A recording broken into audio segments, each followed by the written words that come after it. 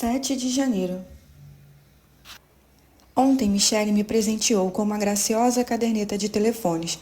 A que tínhamos estava em más condições. Os meninos têm o péssimo hábito de anotar os números a lápis de qualquer jeito em desordem. À tarde ficamos em casa sozinhos. Michele lia jornal e eu transcrevia os nomes da velha para a nova caderneta.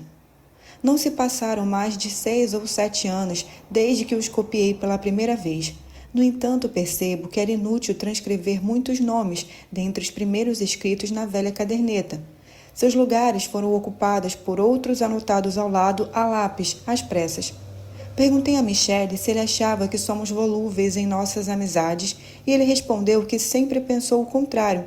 Então lhe mostrei a velha caderneta dizendo: no entanto... E assim, como sempre acontece no início de um novo ano, começamos a discorrer e a repassar nossa vida. Foi uma tarde linda, como há muito tempo não tínhamos. Por sorte, Mirella havia saído com sua amiga Giovanna. Do contrário, não teria camuflado sua irritação, já que se entedia quando fica em casa conosco.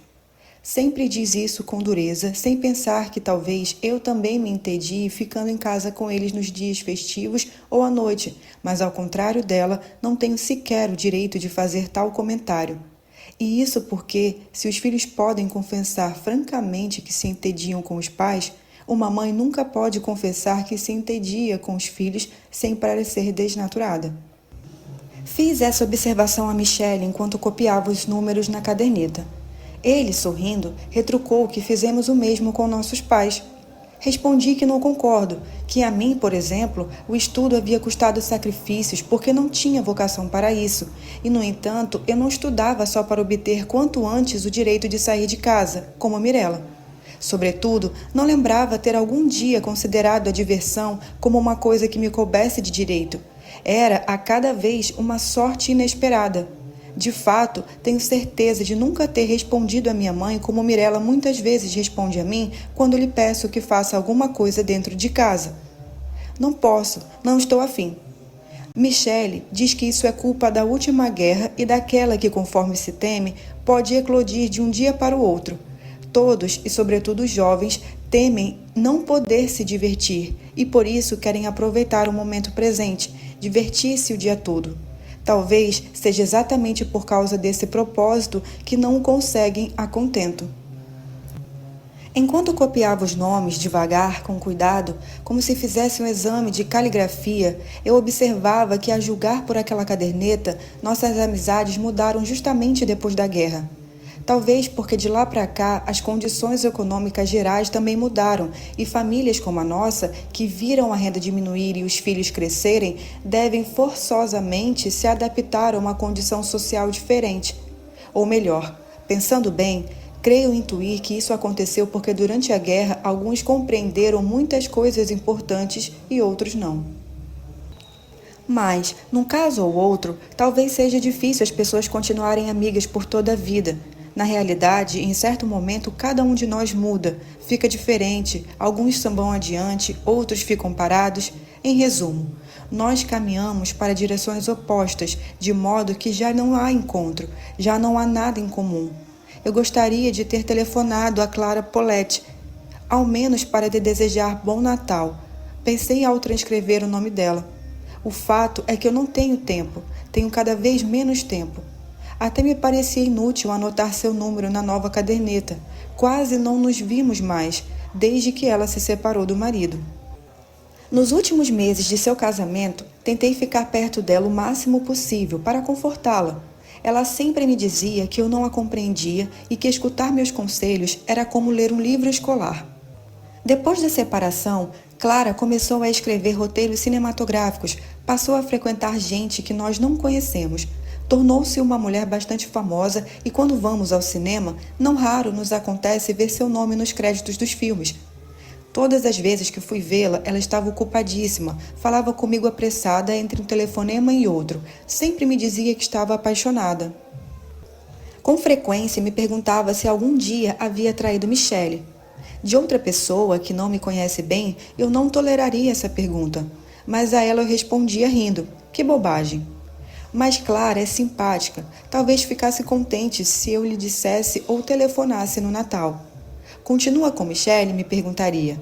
Eu teria respondido: pare com isso, Clara. Lembre-se da nossa idade. Venha nos visitar. Você precisa ver como estão os meninos. Enquanto acabava de copiar os nomes na caderneta nova, pensei que, por sorte, Michele e eu não mudamos em nada nestes anos, ou pelo menos, ambos mudamos do mesmo modo. 9 de janeiro. Estou de mau humor, apreensiva. Mirella adquiriu o costume de voltar para casa quando quer. Ontem à noite, inclusive, só chegou às 10. Assim que entrou, eu lhe disse que se continuasse a fazer isso novamente, eu não lhe guardaria o jantar. Pois vamos começar hoje mesmo, respondeu, com gentileza arrogante.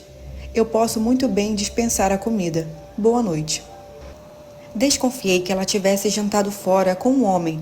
Gostaria que Michele a repreendesse, mas ele disse que eu já tinha feito isso e que era o suficiente. Na realidade, ele queria ficar sossegado junto ao rádio, escutando o concerto. Atualmente é frequente ele ficar escutando música até a hora de ir dormir. Gosta sobretudo de Wagner. Já eu acho que é uma música má, violenta, me dá medo, mas não quero contrariar Michele, que raramente dispõe de alguma distração depois das longas horas de trabalho. De modo que me sento a seu lado consertando roupas, embora a música no final do dia me dê sono. Não acho que Michele prefira Wagner por acaso. Ontem à noite, volta e meia eu parava de costurar e olhava. Ele não se dava conta. Estava distraído, devaneante, como sempre fica quando escuta aquela música. Eu olhava seu perfil ainda definido, os cabelos castanhos levemente grisalhos nas têmporas, as belas mãos. Quando éramos noivos, minha mãe sempre dizia que Michele tem uma cabeça bonita, uma cabeça de poeta e de herói. Talvez ao escutar essa música ele imagine ser o herói de aventuras épicas, sonha uma vida muito diferente daquela que leva, embora a nossa sempre tenha sido feliz. Por isso, não queria se distrair de seus pensamentos, nem mesmo quando o fiz notar que nossa filha, se continuar agindo assim, talvez possa se encaminhar para uma estrada perigosa. Eu o olhava com certo estupor, porque, em seu lugar, não saberia ficar indiferente diante desse problema. Até que, olhando-o, compreendi que naquela música ele busca um conforto. Comovida, me aproximei e lhe disse: Vamos embora, Michele. Mas logo me arrependi de ter pronunciado essas palavras. Temi que ele se voltasse e perguntasse: Para onde, mamãe? Não suspeitando que eu tivesse surpreendido seu sonho. Estava disposta a mentir para ajudá-lo na mentira, disposta a esclarecer. Eu quis dizer: vamos para a cama, está tarde. Só que ele não respondeu, apenas me apertou a mão. Então fiquei apavorada. Creio intuir que se Michele se entrega a esses sonhos, significa que ele não tem mais esperanças, é um homem vencido. Mas talvez tudo o que, de uns tempos para cá, eu creia ver ao redor não seja verdade. Talvez seja a culpa deste caderno. Deveria destruí-lo, com certeza vou destruí-lo. Pronto. Faria isso imediatamente se não temesse que alguém possa descobri-lo no lixo. E se eu o queimasse, Michele e os meninos sentiriam o cheiro.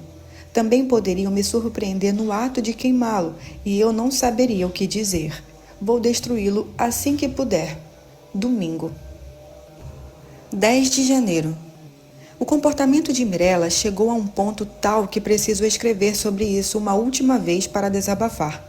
Michele e Ricardo foram para a cama, estão dormindo. Eles podem dormir apesar do que aconteceu. Eu me tranquei no banheiro e estou escrevendo com frio, extenuada.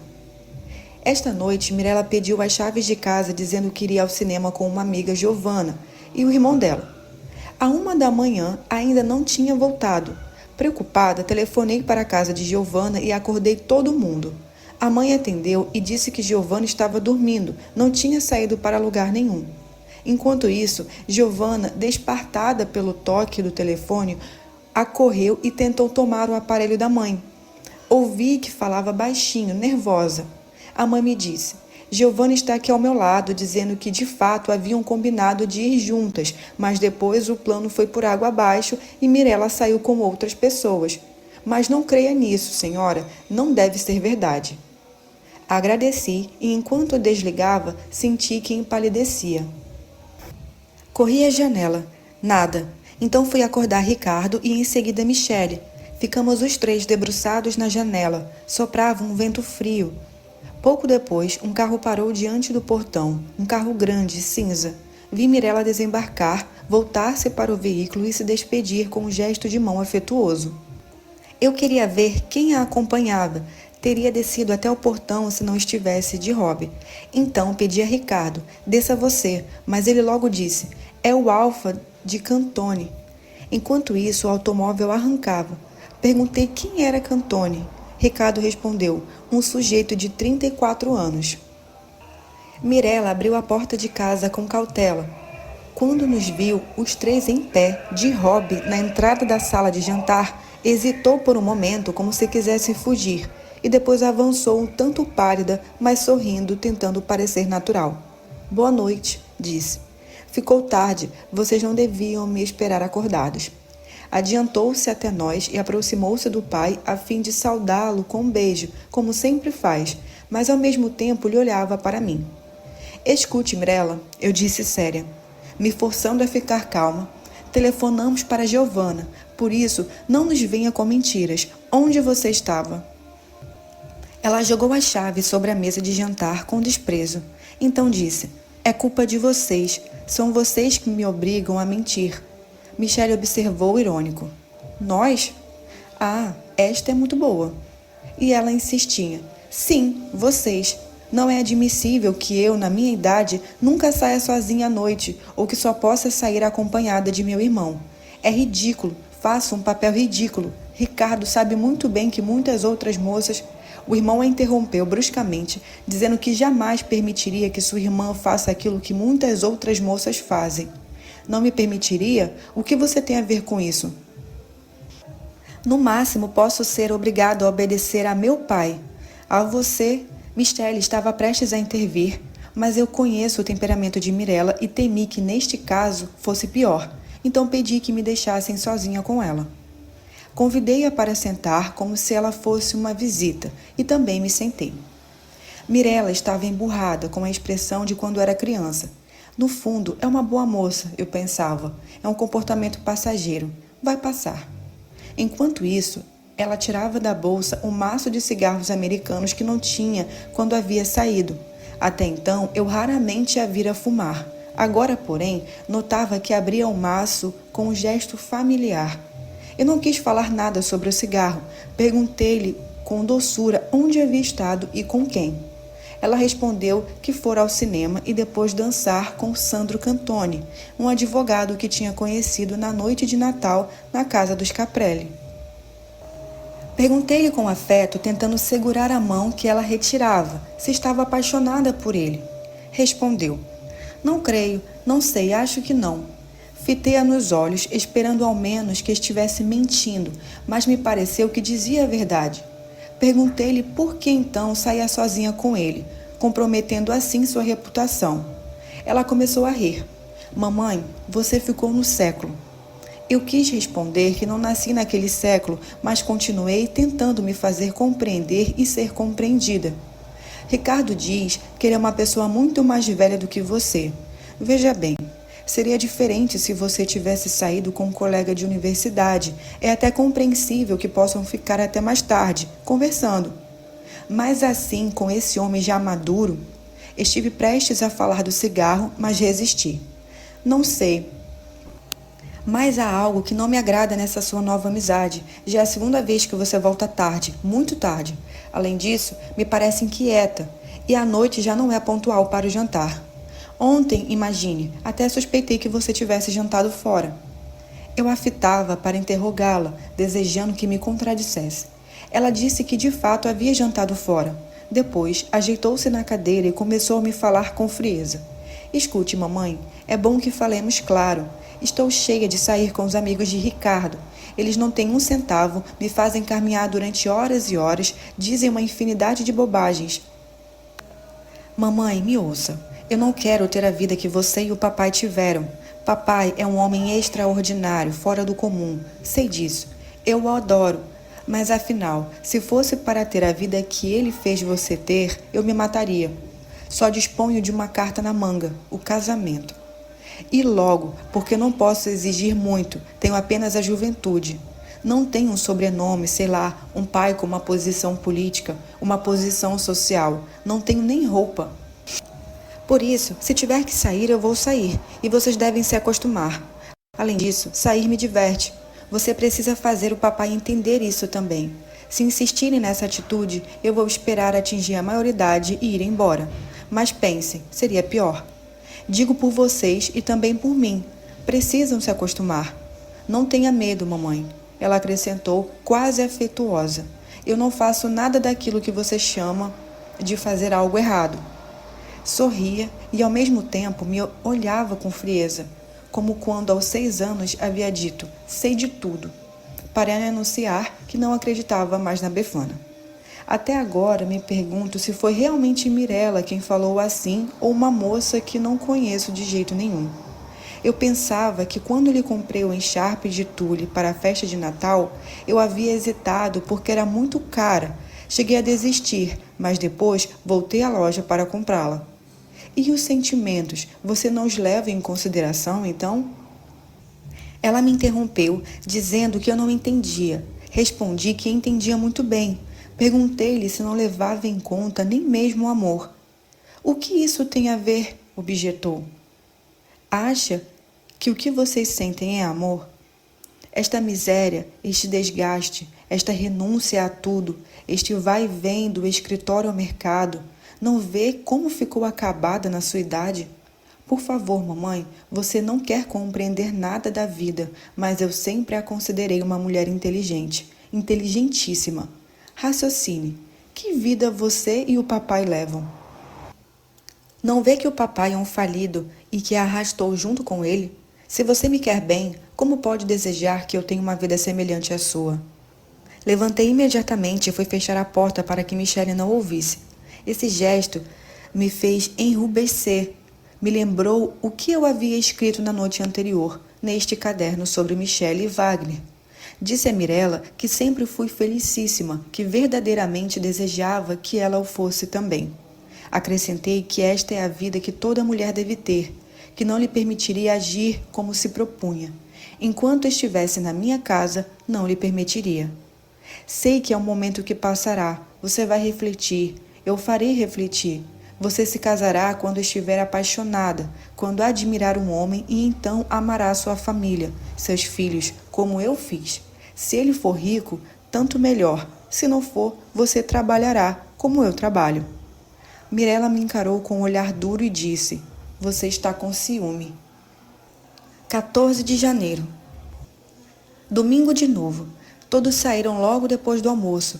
Michele foi ver o pai, queria que eu também fosse, mas respondi que tinha muita coisa a fazer e que mais tarde gostaria de descansar. Ele segurou meu queixo entre os dedos e perguntou, o que você tem, mamãe? Muitas vezes até parece preferir ficar sozinha. Ricardo tem mesmo razão quando afirma que você mudou de uns tempos para cá. Respondi que sim. Em certo sentido, é verdade, mas justamente por causa dos meninos, estou sempre preocupada com eles porque já não parecem os mesmos, já não se contentam com o que antes os deixava felizes. Aproveitei para contar que ontem Mirella insistiu em pedir o casaco novo. Dizia que se quisermos, podemos comprá-lo, porque tanto o pai dela quanto eu recebemos uma gratificação de Natal. Tentei em vão fazê-la compreender que esse dinheiro já está destinado a outras despesas. Ela talvez pense que nosso desejo é guardá-lo para nós, ciumentamente enfiado numa gaveta. Michele observou que, afinal, se quiséssemos ficar com esse dinheiro, teríamos o direito de fazê-lo. É dinheiro nosso, ganho por nós. Você também poderia desejar um casaco novo, não acha, mamãe? Eu disse que havia feito essa observação a Mirella, mas que ela havia respondido para mim, aos 43 anos, um casaco novo já não é nenhuma importância. Michele sorriu e eu esperava que discordasse. Ele, porém, concluiu, pois é, talvez ela tenha razão. E saiu, depois de me abraçar ternamente. Ainda não ousei contar a Michele o que aconteceu entre mim e Mirella na noite em que ela voltou tarde. Pelo contrário, de manhã eu disse que ela havia prometido não fazer mais isso. Queria poupá-lo da contínua ansiedade em que me encontro desde aquela noite. Além do mais, não tive coragem de lhe repetir a pérfida frase que ela me disse antes de trancar no quarto. você está com ciúme. Temo que, assim como em relação ao casaco novo, ele possa observar sorrindo. Talvez ela tenha razão. Parei de escrever um pouco porque ouvi um ruído na porta e achei que alguém tinha enfiado a chave na fechadura. Apanhada de surpresa, não sabia onde guardar o caderno. Olhei ao redor. Todos os móveis me pareciam de vidro, transparentes. Era como se ele fosse ficar visível em qualquer lugar onde eu o escondesse. Virava-me para um lado e para o outro com o caderno na mão. Afinal, compreendi que o ruído vinha do apartamento vizinho e, tranquilizada, sorri de meus temores. Antes de sentar de novo para escrever, passei a corrente na porta, pensando que sempre poderia dizer que o fiz por distração. Mas esse gesto, executado instintivamente, me espantou logo depois, pois me mostrou até que ponto eu, que sempre me considerei uma mulher franca e leal, já aceitei a possibilidade de mentir, até mesmo de preparar um álibi. Pensei em Mirella, que algumas noites antes havia mentido habilmente, afirmando ter marcado um encontro com Gio e que em das outras havia mentido. E pensei em Ricardo, que para receber do pai um pouco mais de dinheiro, disse ter comprado um livro que na verdade não havia comprado. Perguntei-me de que modo Michele também mente, assim como eu minto para escrever o diário. Aos poucos, perdida nesses pensamentos, comecei a chorar. Estava sozinha na casa vazia, no silêncio dominical, e me parecia ter perdido para sempre todos aqueles que amo, se eles, na realidade, forem diferentes de como eu sempre os imaginei. Se, sobretudo, eu mesma for diferente de como eles me imaginam. Até agora, sempre pensei que nós quatro, Michele, Mirella, Ricardo e eu, éramos uma família unida, serena. Ainda vivemos na mesma casa onde Michele e eu, recém-casados, viemos morar. Ficou apertada demais para dar um quarto a Mirella. Tivemos de renunciar à sala de estar, os cômodos são muito pequenos, mas talvez por isso mesmo eu achava que nos abraçavam melhor, nos acolhiam sobre a mesma asa. Também sempre pensei que, sob muitos aspectos, os mais importantes, nossa família era mais afortunada do que as outras. Michele e eu nunca nos desentendemos seriamente em tantos anos. Ele sempre trabalhou, eu consegui trabalho quando quis e os meninos são saudáveis. Talvez quisesse contar justamente a serena história de nossa família neste caderno. Talvez tenha sido justamente esse o motivo que me levou a comprá-lo. Seria agradável relê-lo quando os meninos casassem e ficássemos sozinhos, Michele e eu. Então eu poderia mostrar o caderno a Michele com orgulho, como se, sem que ele soubesse, eu tivesse acumulado um patrimônio para nossa velhice. Seria bonito. Em vez disso, a partir do momento em que comecei a escrever, já não me parece mais que todas as coisas que acontecem em nossa casa sejam dignas de se recordar. Talvez eu tenha começado tarde demais a manter um diário. Deveria ter escrito sobre Ricardo e Mirella quando eram crianças. Hoje, embora ainda não os considere como tais, eles já são adultos. Têm todas as fraquezas dos adultos e talvez já tenham todos os pecados. Às vezes, porém, penso que estou errada em escrever tudo o que acontece. Fixado por escrito, parece ruim até mesmo aquilo que, em substância, não é. Fiz mal em escrever sobre o colóquio que tive com Mirella quando ela voltou tarde para casa, e depois de falarmos longamente, nos separamos não como mãe e filha, mas como duas mulheres inimigas. Se eu não tivesse escrito a respeito, teria esquecido. Estamos sempre inclinados a esquecer o que dissemos ou fazemos no passado, até para evitar a tremenda obrigação de permanecer fiel àquilo. Parece-me que, de outro modo, todos nos descobriríamos cheios de erros e, sobretudo, de contradições entre o que propusemos a fazer e o que fizemos, entre o que desejaríamos ser e o que nos contentamos em ser na realidade. Talvez por isso, naquela noite, eu tenha escondido o caderno com mais cuidado do que o habitual. Subi numa cadeira e o pus em cima do armário de roupa de cama e mesa. Achei que, escondendo-o, poderia superar mais facilmente uma dúvida que se apoderara de mim. Há de ter vivido por cerca de 20 anos com minha família, tê-la nutrido, educado, estudado seu caráter com amoroso zelo e, afinal, precisar admitir que, na verdade, não a conheço em absoluto. 15 de janeiro. Ontem, depois de ter escrito, fui ver minha mãe, negligenciando tudo o que deveria fazer em casa. Ela mora aqui perto, num apartamento pequeno, mas ensolarado. Os velhos dão grande importância ao sol. Quando vivia com eles, eu nem sequer me dava conta de que o imóvel estava voltado para o sul, ao passo que ela sempre se vangloriava disso. Minha mãe se alegra muito quando vou visitá-la aos domingos. Tem a impressão de que roubo de Michele algumas horas para dar a ela, e isso a envaidece, lhe dá certa satisfação.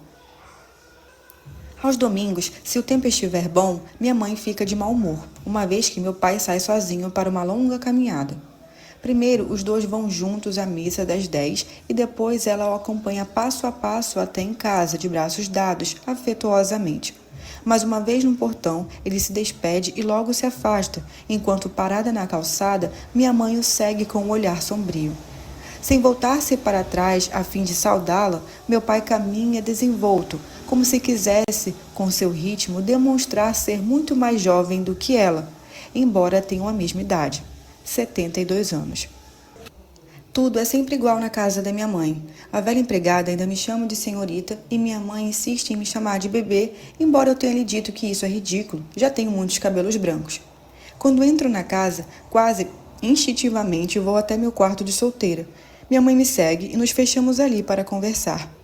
O aposento continua igual e eu sempre volto a ele com uma leve sensação de remorso, como se de ter sido ido morar com Michele tivesse sido um ato de rebelião, uma loucura. Quando estou naquele quarto com minha mãe e falamos de Michele e dos meninos, ela, que no entanto os ama ternamente, parece me escutar como se eu falasse de estranhos que se intrometeram entre nós sorrateiramente. Ontem mesmo, como de hábito, sentei na cama e minha mãe começou a tricotar. Eu gostaria de falar do que havia acontecido com Mirella, mas achei que seria como contar-lhe coisas que também poderiam ter sido ditas entre nós quando eu tinha a idade de Mirella e que ambas havíamos preferido ignorar. Na casa da minha mãe, eu sempre tenho um trabalho iniciado, um suéter para Michele ou para os meninos, de modo que pouco depois comecei a tricotar. Enquanto isso, dizia: estou cansada. Hoje de manhã arrumei a casa toda, fiz as compras de mantimentos, não achei nenhuma verdura no mercado que fosse comível, estavam todas queimadas de frio. Eles têm vagens bonitas, mas custam 320 liras o quilo. Minha mãe assentia sem me olhar. Pois é, ontem seu pai, quando voltou para casa, me perguntou por que eu nunca compro alcachofras. Eu disse que está custando 75 liras a unidade. Respondi: ainda está muito frio para alcachofras. E ela: seu pai saiu sem cachecol esta manhã, imagine. Foi até o píncio assim. Ele ainda acredita ser um rapaz. Vai pegar um resfriado. Já não se pode nem ficar doente, comentei. E ela concluiu: ninguém aguenta mais. Eu levantei os olhos para fitá-la. Minha mãe é uma senhora alta e grisalha. No modo de pentear os cabelos, que ela avoluma com enchimentos segundo a moda dos primeiros anos do século, ainda se percebe um toque de coquetismo. É uma velha senhora daquelas que dificilmente encontramos hoje. Eu sempre digo que não seria igual a ela quando tiver a sua idade. Pertenço a uma geração que não se envergonha de mostrar o próprio cansaço. Ela, contudo, parece não se conceder jamais a um instante de desleixo. De manhã já está toda vestida, pronta como se fosse sair, arrumada, luminosa, branca de talco, o magro pescoço apertado numa alta fita de gorgorão, de seda. Os assuntos das conversas entre nós duas jamais foram além das coisas materiais, coisas distantes daquilo que realmente nos importa. Ela sempre foi fria comigo, mesmo quando eu era criança, era raro ela me abraçar, e quando o fazia, era de um jeito que me intimidava ainda mais. Bem cedo me mandou para o colégio, e sempre acreditei que sua atitude se atribuísse a uma reserva habitual na família aristocrática à qual ela pertencia. De fato, ela sempre se dirigia à sua mãe, tratando-a por senhora. Eu pretendia educar minha filha de maneira muito diferente, ser sua amiga, sua confidente mais íntima. Não consegui. E me pergunto se é possível ter êxito em semelhante empreitada. Ontem, porém, falando com minha mãe de coisas materiais, do mercado, das tarefas diárias, percebi que por meio daquela linguagem convencional, a vida inteira falamos de tudo o que nos acontecia no mais íntimo, sem confessá-lo abertamente. Mas com aquele entendimento que só pode existir entre mãe e filha. Ontem, por exemplo, senti que aludíamos a algo diferente quando dizíamos que não era possível aguentar mais aquele preço das alcachofras. E ela reconhecia em mim um cansaço, uma debilitante e perigosa, quando me aconselhava a arranjar alguém que me ajudasse nas tarefas domésticas. Creio ter entendido tudo isso somente agora, talvez porque agora eu também tenha uma filha que não consigo compreender. Mas vou compreendendo minha mãe e escrevendo sobre ela. Tenho vontade de aninhar a cabeça em seu ombro, como nunca ousaria fazer se ela estivesse presente. Nos primeiros tempos do meu casamento, quando senti alguma dificuldade em me habituar ao temperamento de Michele e, afinal, à vida de mulher casada, eu ia procurá-la com uma frequência. Nós nos sentávamos, como agora, no meu quarto, e eu dizia: estou com dor de cabeça, me dê um analgésico. Ela nunca me perguntava o porquê. É o tempo, dizia, dando-me um comprimido de aspirina, e me aconselhava: descanse um pouco antes de voltar para casa. Não falava mais nada, ficava trabalhando e eu também silenciava, deitada na minha cama de solteira. Vi o sol entrar pelas vidraças e em losangos verdes e violetas e emitir lampejos que me agradavam muito quando eu era criança. Passou? Minha mãe perguntava, desviando ligeiramente os olhos do trabalho. Por fim eu dizia: acho que estou um pouco melhor. Enquanto ela me acompanhava até a porta, informava-se sobre o jantar da minha casa, e eu respondia, digamos, risoto e bife. Na manhã seguinte, ela logo telefonava para perguntar se Michele tinha gostado do risoto, se havia comido com gosto. Quando eu respondia que sim, que tudo tinha ocorrido bem, eu ouvia dar um suspiro de alívio. Talvez seja preciso ficar quase velha e ter filhos grandes como eu tenho para compreender os próprios pais e, no espelhando neles, compreender um pouco sobre nós mesmos. Agora, de repente, creio perceber em qual abismo de solidão eu cairia se não pudesse mais telefonar à minha mãe e dizer-lhe que Michele e os meninos estão bem e comeram com gosto. Até o momento, por causa de nosso modo de conversar, me parecia que nunca havíamos nos entendido. Eu nunca teria ousado dizer sinceramente à minha mãe que não acreditava mais na Befana, como Mirella me disse. Aos 10 ou 11 anos, eu ainda fingia acreditar. Foi ela mesma que me perguntou um dia: o que você quer que eu lhe dê pela Befana? Lembro que não pestanejei, mas corei. Respondi que gostaria de um par de pantufas forradas e as ganhei. Na realidade, somente naquela ocasião admiti para mim mesma que os presentes vinham da minha mãe e não da Befana. De igual modo, quando me apaixonei por Michele, não ousei confessar nada a ela. Dizia sempre: estou sem fome, para esconder meu estado de espírito muito feliz e inquietante. Ontem à noite, Mirella me pediu de novo a chave do portão. Respondi que não. Ela disse que nesse caso dormiria na casa de uma amiga. Tentei fazê-la refletir, mas acabei cedendo. Disse que era uma última vez e que se ela continuasse assim, eu seria obrigado a contar ao pai dela e tomar algumas decisões graves. Ouvia voltar às 2, estava na cama pensando nela e não conseguia dormir.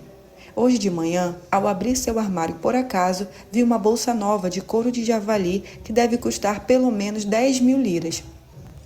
Não soube o que fazer. Quis falar com Michele, ele já tinha saído. E também considerei que se falar disso com Michele ou Ricardo, esse comportamento de Mirella, que talvez seja apenas passageiro, se eles ficarem a par dele, se tornará imbatível.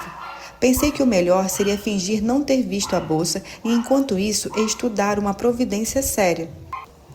Ao fechar cautelosamente o armário, tive a impressão de executar os mesmos gestos que faço para guardar este caderno. Então senti medo e corri a telefonar para minha mãe.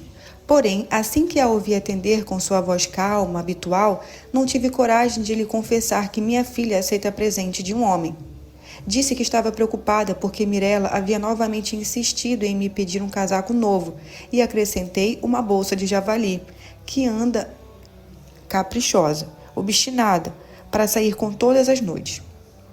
Minha mãe respondeu que Mirella tem o mesmo temperamento meu. Eu fazia igual na idade dela. Eu? Exclamei surpresa e depois comecei a rir. Eu não saía, não pedia nada. Minha mãe disse que eu ficava em casa mergulhada num silêncio rancoroso e que encarava com reprovação sempre que ela comprava para si um chapéu novo. Depois passa, acrescentou. Você me provocava uma ansiedade enorme, o seu futuro. Quando você casou, parecia que casava só para sair de casa, para ser livre. Pensei que daria uma esposa ruim, porque não parecia de fato apaixonada por Michele. Depois passa, repetiu. Eu queria replicar, garantir que jamais havia desejado sair de casa, deixá-los. Queria dizer que sempre fui apaixonada por Michele. Em vez disso, ri de novo, levianamente, e disse: Depois passa, eu sei. Desliguei e saí para trabalhar. 18 de janeiro. Hoje soubemos que Michele terá um discreto aumento de salário, cerca de 18 mil liras por mês.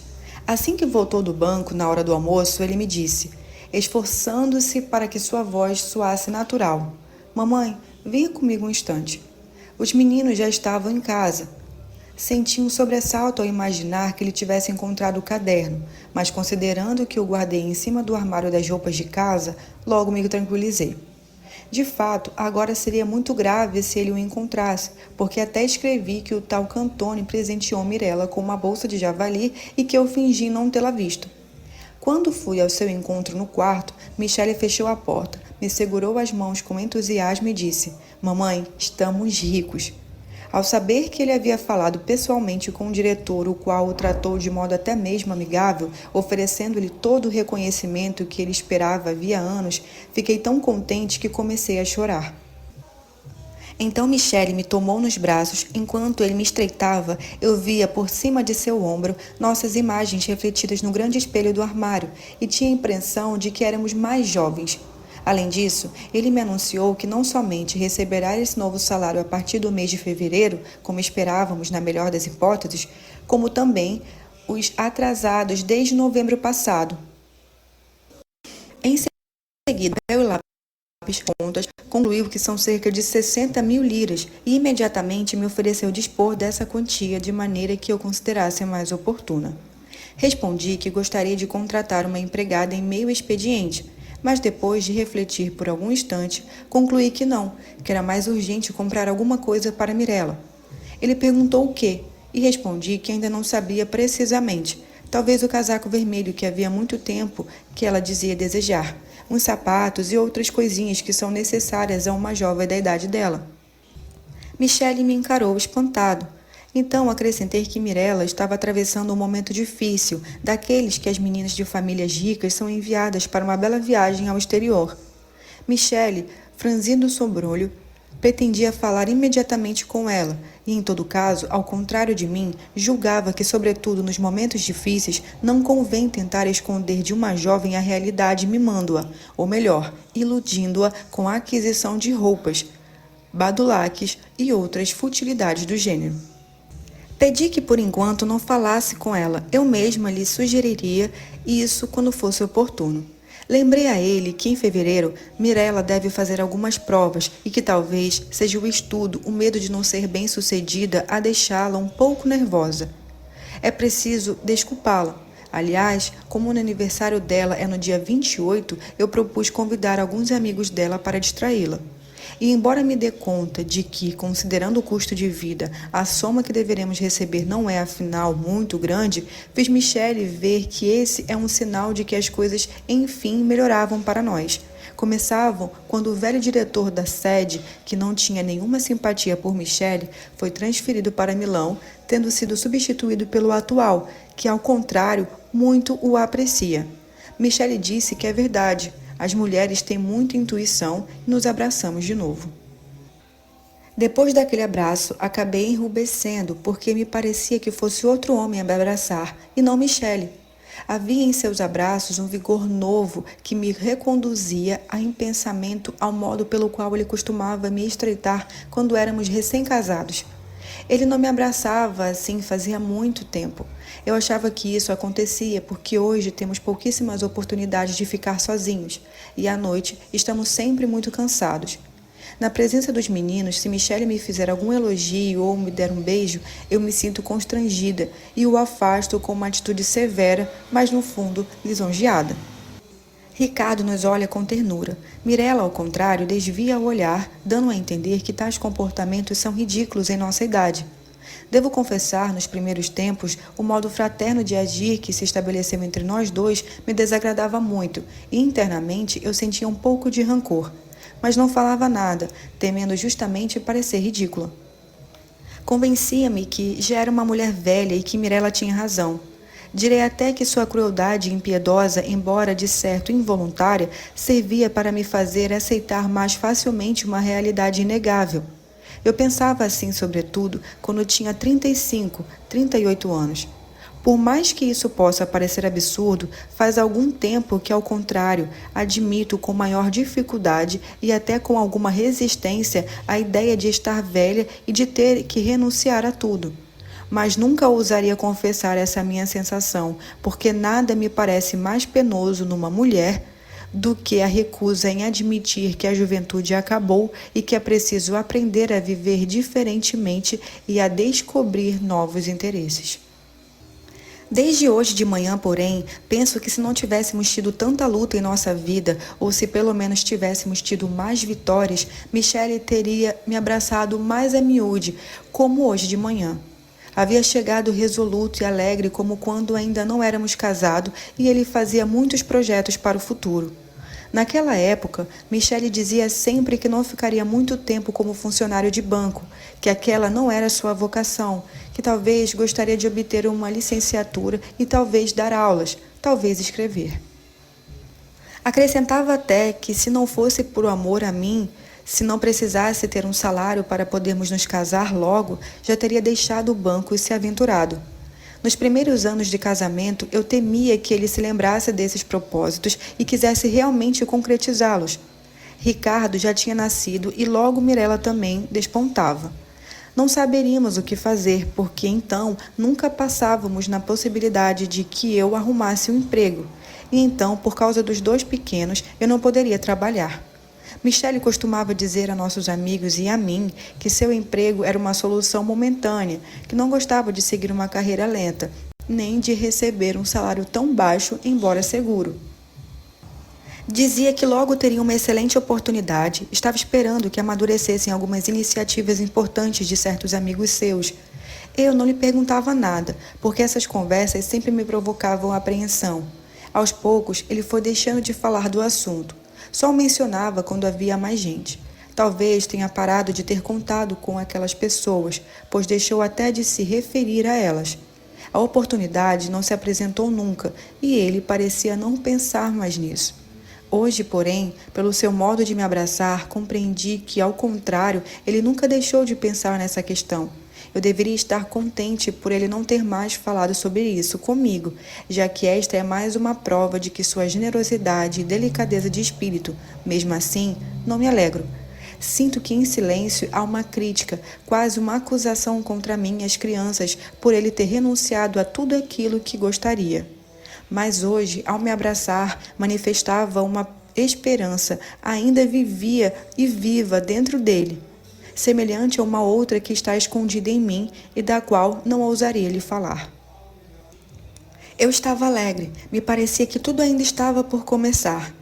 Dei o abraço a Michele e juntos percorremos o corredor com o passo de que quando éramos jovens e gostaríamos e queríamos chegar sei lá onde. Anunciei aos meninos que o pai tinha tido um aumento e, sobretudo, a satisfação moral que por longo tempo injustamente lhe fora negada. Mirella abraçou seu pai e depois disse que vamos e venhamos. 18.000 liras por mês mudam pouca coisa. Retruquei que não é verdade, que agindo com sensatez, com um orçamento limitado como o nosso, isso significaria uma largueza um pouco maior. Eles me pareciam incrédulos, então acrescentei que dentro um pouco eu também deveria ter um aumento. Tinha até saído do jornal e de que, de qualquer modo, poderíamos comprar logo o casaco para elas para replicar. Enfim, teríamos uma vida melhor, como antes da guerra. Michele objetou que, em vez de fazer tantas despesas supérfluas, deveríamos admitir uma empregada para me aliviar do peso das tarefas domésticas que eu tinha suportado de bom grado por muitos anos. Os meninos não disseram nada, mas fosse como fosse, eu logo me opus. Declarei até agora que temos ido muito bem desse jeito. Não há razão para mudar. Sou uma mulher forte, com boa saúde, graças a Deus, e jovem, acrescentei com firmeza. Olhava para Michele, me aproximava dele com ternura e revia nossas duas figuras abraçadas como as tinha visto refletidas no espelho. Ele com seu belo porte, meu corpo ainda esbelto, não tenho nenhuma ruga. Mirella pode rir se quiser, mas penso que ainda somos jovens. Gostaria de escrever longamente, estou muito feliz. Queria registrar alguns planos para o futuro, os preparativos que tenho em mente para o aniversário de Mirella, a fim de que ela sempre recorde com doce saudade o dia em que completou 20 anos, como eu recordo o meu. Mas não posso. Ricardo está no quarto dele estudando, poderia entrar de repente.